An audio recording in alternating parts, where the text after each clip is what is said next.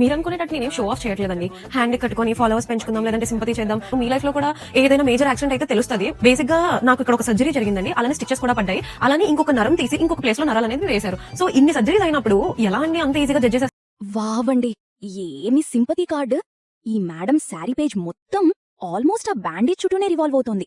ఆమె చెప్పే medical reasons ఏంటో డాక్టర్స్కే అర్థం కావాలి. ఇక శారీస్ విషయానికొస్తే చాలా వరకు చీప్ క్వాలిటీ శారీస్, కొన్నైతే 500 రూపీస్ రేంజ్లో దొరికివే, వాటినే 2000 రూపీస్ ప్లస్కి అమ్మేస్తున్నారు సింపతి మార్కెటింగ్తో.